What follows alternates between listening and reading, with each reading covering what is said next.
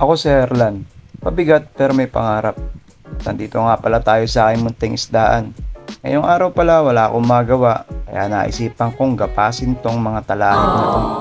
Malaki pa sila sa akin. Kanina pa nga sila ginagapas eh. Alas 11 pa lang ng tanghali. Huminto lang ako kasi kumain. Gutom eh. Naman tayo, pabigat, kailangan kumakain. So ayan, tamang gapas lang. Malalaki pa nga sa kanya ginagapas ko eh. Mamaya may ulupong na lumabas na dito. Yari na ako dito. Nga pala, tagal ko nawala rin. Siguro mga 2 weeks din ako hindi nakapag-upload. Pati nakapag-ML. Nasira kasi tong cellphone na ginagamit kong pang video. Eh yung natira kong cellphone, pangit, mabagal. Di ka makapag-ML, di ka makapag-upload ng maayos. Kaya naghintay na lang ako ng tamang panahon para makakuha uli yung LCD nito. Medyo mabigat din kasi Kasi yung katangahan, inom-inom, ayan, nalaglag yung cellphone. Eto, ipakita ko sa inyo. Pagkain nata ng duwende yan. Ewan ko ba kung ano yan. Kain siguro ng ng sawa, bayawak. Marami dito niyan. Ayun dyan lang sa gilid-gilid, nahihiya lang siguro magsilabas. Daming bayawak dyan, tsaka sawa, tsaka ulupong. Yan. Kaya medyo kinakabahan din ako maggapas-gapas dito Dati inuupa ko lang yan wala tayong pera ngayon. Kaya ako na lang ang tumira. Alam mo naman, tagirap tayo ngayon. Kaya yan, ititigil ko muna yung paggagapas ko. Kasi hindi ko na kaya, sobrang init na talaga. Ang sakit na sa balat na ito.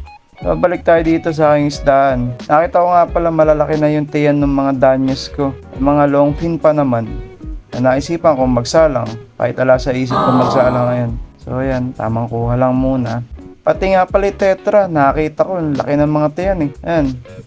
Ayan, nakita nyo. Sasalang ko din yan mamaya. Mga nakakondisyon naman na yan. Mga 1 week nang nagtutubiplex yan mga yan. Ayan Kita nyo, laki ng tiyan 2 babae lang kinuha ko, tas 3 lalaki. Wow! Maliit lang kasi paglalagyan ko sa kanila. 2.5 lang yata yan. Yan.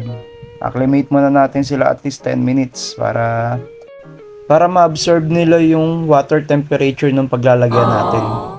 Ayan, para hindi naman sila ma-water shock. Mahirap na, baka mamatayan tayo.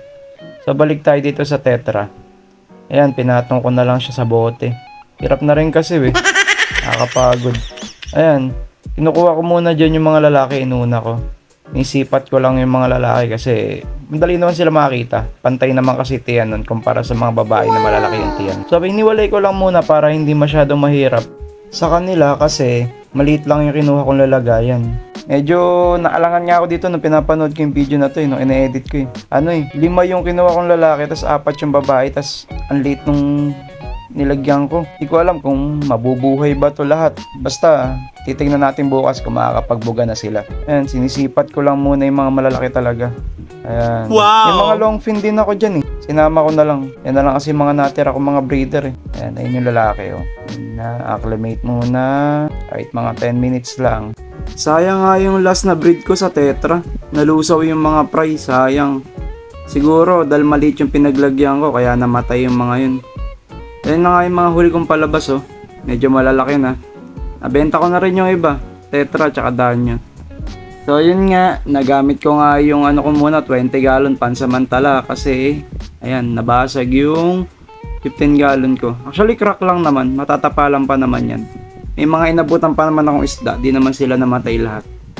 Ayan, dahil nga dire-diretso na, nag-setup na rin pala ako para sa beta. Plano ko nga pala kasi magsalang kahit mga 10 piraso lang So ayan, naisipan ko muna linisin sa labas yung mga tab na yan Nakatambak na yan doon sa kabilang bahay. Ayun sabi ko matagal na rin naman ako hindi nakapagsalang ng beta. Salang na ako. Ayan, binilang ko, 10 pala yan.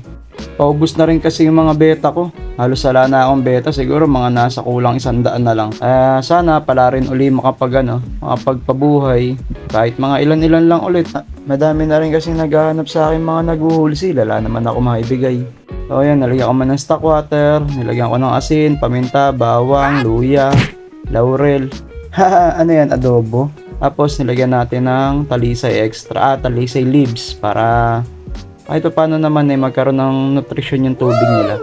Nang makondisyon na rin naman yung mga paglalagyan natin sa kanila. Tapos, bigyan natin ng pagkain yung mga beta. Ayan. Tubiflex lang. Bukas ko pa naman sila sasalang. Baga, kinakondisyon ko lang tubig. Tapos, pati na rin yung mga isda. Ganyan ako magkondisyon ng mga beta. Napakain ko sila lagi ng live foods para pag magsasalang ako. Para kahit paano naman, buhay na buhay sila. Mataas kasi protein ng mga live foods, kaya yun ang maganda talagang gamitin pangkain sa mga nagbe-breed. Kahit naman ako minsan nalulusawan din ng mga fry pag nagbe-breed ako ng beta. Minsan kasi hindi naman din madali. 4 na plakat yan, kasama yung blue rim, tapos mga half moon na yan. Tapos Dumbo ear, na half moon din, tsaka rose tail, tsaka isang HMPK na pineapple.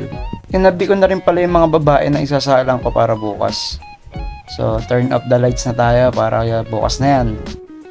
Alam niyo ba guys, na ang pag-iisda ay mayahalin tulad mo rin sa buhay ng tao. Gugugol ka rin na mahabang panahon at oras sa ganito. Di naman laging paglabas niyan malaki na, makakabenta ka na. Siyempre, kailangan mong alagaan yan pag sumikapan mo para mapaganda mo yung isda, para ma-groom mo, maibenta mo. Pwede mo rin namang itabi kung gusto mo talaga nang nakikita sila, stress reliever mo. Pag sa buhay, hindi laging puro pakabig. Kailangan talaga may supper talaga. Na makikita mo naman yung worth it bandang huli Kaya lagi kang magpapasalamat kay Lord.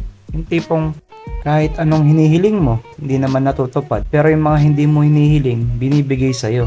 Sobra-sobra pa, diba? Napapansin nyo ba yun? Kaya dapat magpasalamat tayo lagi kung ano yung meron tayo sa buhay. Huwag tayong panghihinaan lagi ng loob. Lagi tayong magpasalamat. Halimbawa, tuwing umaga, yung gigising ka, di ba? Ang laking kaluwagan ng nagigising ka pa. Yung iba nga, di na nagigising Kaya magpapasalamat tayo lagi. Lagi naman tayong magdasal. Ala naman bayad ang pagdadasal Pero lagi may sukli.